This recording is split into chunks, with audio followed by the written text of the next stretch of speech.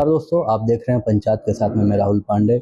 जिस तरह से बीती रात शनिवार को गुजरात के अंदर में वेरावल सोमनाथ के अंदर में जो डेमोलिशन किया गया है, इस मुद्दे पे हमारे साथ बात करने के लिए कांग्रेस के जो विधायक हैं इमरान खेड़ावाला जी, उनसे आइए बात करते हैं।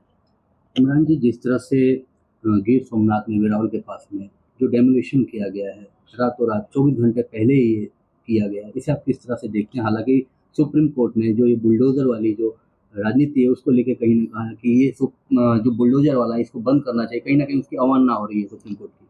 सबसे पहले तो वेरावल प्रभात पाटन जो इलाके में 2 दिन से जो डिमोलिशन हो रहा है, वो मैं समझता हूँ कि सरकार को सब चीज़ की जानकारी है। जो वहाँ पर डिमोलिशन हो रहा है वो डॉक्यूमेंट्स आप देखें तो आपको पता चलेगा कि 999 साल के लीज पर वो जगह दी गई है। सोमनाथ ट्रस्ट जो है ये उनके ज़रिए जगह दी गई है। लेकिन जहाँ तक मेरा सवाल ये है कि नामदार सुप्रीम कोर्ट ने जब कहा है कि कोई जगह पर डिमोलिशन होता है, बुलडोजर आते हैं, तो वो बहुत इमरजेंसी वाली जो चीज़ होती है उस पर आप कर सकते हैं।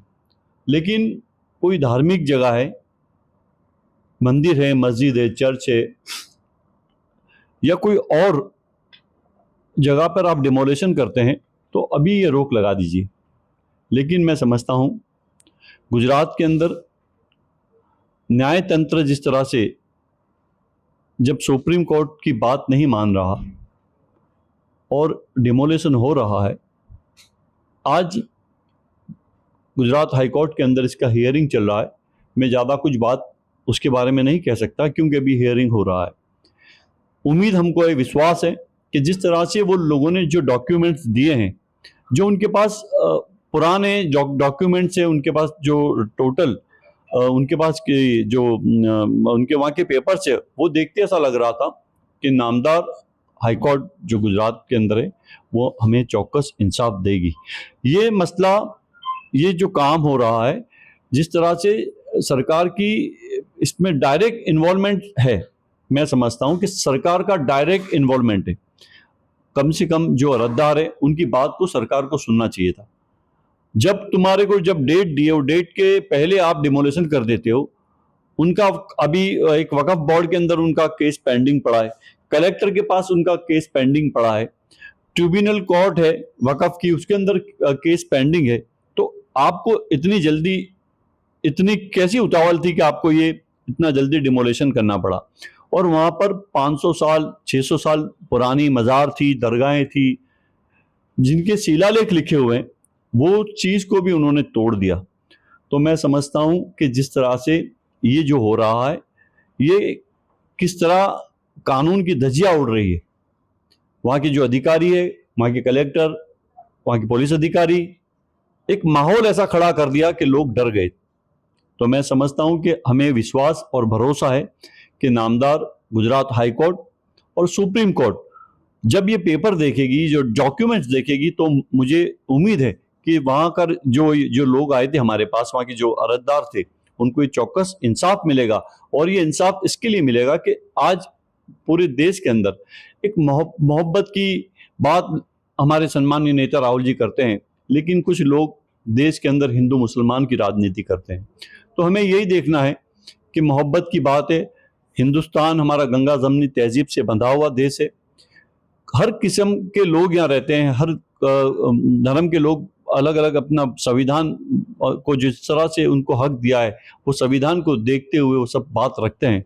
तो मैं समझता हूँ कि आने वाले दिनों के अंदर ये जो पेंडिंग केस है, अभी केस चल रहा है, तो इंसाफ मिलेगा। और जहाँ जहाँ भी ऐसे जो डिमोलिशन हो रहे हैं, सरकार इसको डिमोलिशन कह रही है, सरकार इसको एक्रोचमेंट कह रही है, तो इसका दूध का दूध और पानी का पानी लोगों को पता चल जाएगा। इमरान भाई, वक्फ बोर्ड को भी लेके भी एक विवाद हुआ था आपको लेके, और जिस तरह से यहाँ के जो गृह मंत्री हैं हर्ष भाई संघवी, उन्होंने भी कहीं ना कहीं इस पे कहीं ना कहीं एक मुद्दा बनाया। इसे आप किस तरह देख रहे हैं? JPC committee, joint parliament committee Delhi से आई थी, उसके 20 मेंबर गुजरात के अंदर, अहमदाबाद शहर के अंदर वक़्फ़ के सुनने के लिए, वक़्फ़ की जो नया कायदा आने वाला है उसके लिए यहाँ पर गुजरात में अहमदाबाद में ताज होटल में आए थे। उस वक्त मैं वक़्फ़ का मेंबर हूँ और गुजरात असेंबली में जमालपुर खड़िया से एमएलए हूँ। मैं सिर्फ मैं एक अकेला एमएलए हूँ, तो मुझे जाने का मौका मिला।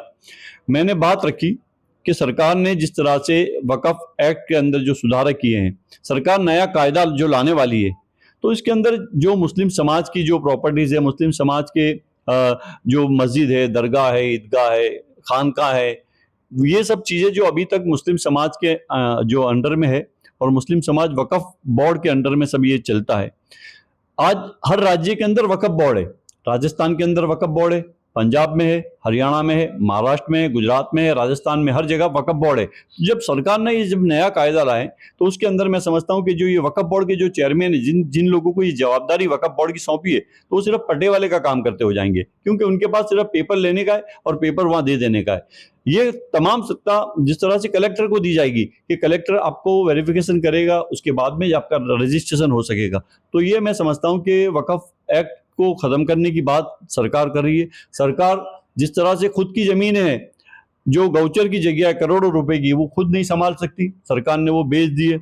सरकार ने रेलवे बेच दी, सरकार ने आप देखो तो एयरपोर्ट बेच दिए, सरकार आप देखो तो पोर्ट बेच देती है, सरकार हर चीज़ बेच देती है। तो अब मुझे ऐसा लग रहा है कि वक़्फ़ की जो करोड़ों रुपए की प्राइम लोकेशन की प्रॉपर्टी है, उस पर सरकार की नज़र है, सरकार के कुछ मानित उद्योगपतियों को देना चाहती होगी।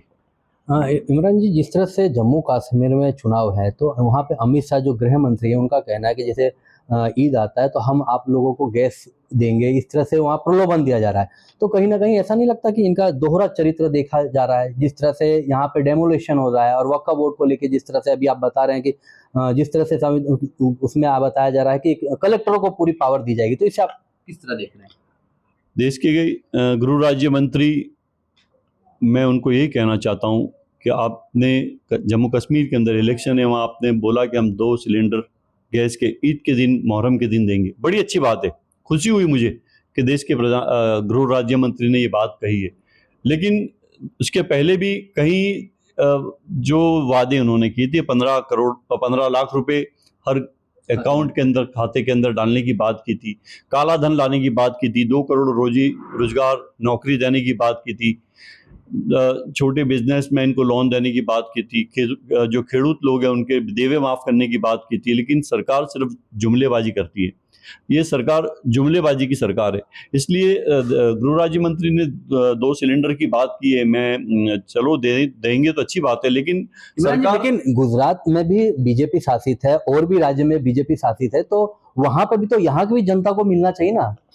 यहाँ की जनता ने ऐसा क्या पाया? गुजरात के अंदर जिस तरह से 30 साल से भारतीय जनता पार्टी की सरकार है, यहाँ उनको जिस तरह से मेजोरिटी मिलती है, वो फुल मेजोरिटी के अंदर सरकार बनती है। लेकिन गुजरात के अंदर जो, राजस्थान के अंदर जो सुविधा गैस के अंदर सब्सिडी मिलती है, वो गुजरात में नहीं मिलती।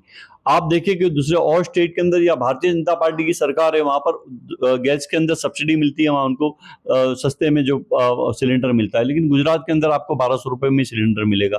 इस तरह से जो बहुत सी ऐसी योजनाएं हैं सरकार की, वो दूसरे स्टेट में, लेकिन गुजरात को नहीं मिलती है। तो हमारे देश के प्रधानमंत्री भी गुजरात से हैं, गृह राज्य मंत्री भी गुजरात से हैं। तो मैं उनसे यही उम्मीद रखता हूं कि गुजरात को भी आप न्याय दिलाइए, क्योंकि आपके पास सत्ता है, आपके पास पावर है। तो गुजरात के लोगों ने कहाँ अन्याय किया है? आपको वोट देते हैं, आपको जिताते हैं, फुल मेजोरिटी देते हैं। 26 में से लोकसभा की 25 सीटें आपके पास है, विधानसभा के अंदर 182 182 में से ज्यादातर सीटें आपके पास है। तो आपको गुजरात के लोगों को भी न्याय देना चाहिए। तो ये थे हमारे साथ इमरान भाई, जिन्होंने जो वेरावल में जिस तरह से डेमोलेशन का मुद्दा है और आज कहीं ना कहीं हाई कोर्ट में फैसला चल रहा है। बाकी खबरों के लिए आप बने रहें पंचायत के साथ में। मैं राहुल पांडे, अहमदाबाद।